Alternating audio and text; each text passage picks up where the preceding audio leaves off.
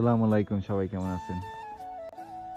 দেখেন আজকে কত সুন্দর একটা নদী, পুকুর ছোট একটা জমে গেছে পুরো পানি। নিচে পানি পর্দা বরফ হয়ে গেছে প্রায় 2 ইঞ্চির 3 ইঞ্চির মতো। আর ওই সাইডে অনেকখানি জায়গা এখনো বরফ হয়নি, বরফের মধ্যে দাঁড়ায় গেছি। আর উপরে স্নো। গরমের সময় এই জায়গায় টুরিস্টরা এসে মাছ ধরে, এখন পুরো বরফ হয়ে গেছে। জায়গাটা খুবই সুন্দর লাগতেছে দেখতে। এই জায়গাটা খুবই সুন্দর, অনেক সুন্দর একটা নদী।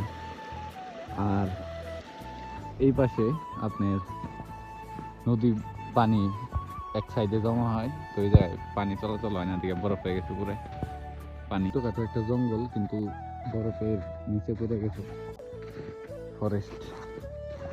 তো আমাদের ফুটবল গ্রাউন্ড, ফুটবল খেলতাম এই জায়গায়, বর্তমানে ঠান্ডার কারণে খেলা হয় না, আর অনেক পরিমাণ স্নো তাই।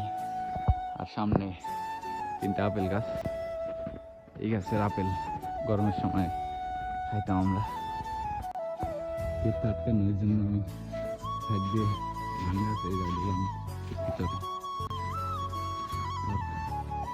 এই ঘরটা হলো অর্ধেক মাটির নিচে অর্ধেক মাটির উপরে। এই ঘরে অনেক ঠান্ডা থাকে গরমের দিনে। এই ঘরের ভিতরে আলু, তারপরে আপনার গাজর, এগুলো রাখে যে নষ্ট না হয়।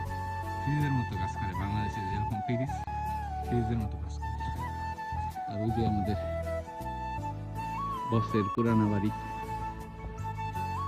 সে আগে এই বাসা রাখতো, এখন বাসা চেঞ্জ করছে। নিচের পুরা ভিউটা অনেক সুন্দর লাগে।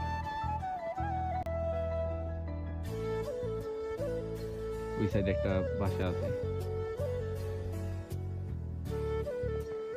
তো আমি এখন বাসার দিকে চলে যেতেছি, কারণ প্রচুর পরিমাণ ঠান্ডা, বেশিক্ষণ বাইরে থাকা যায় না।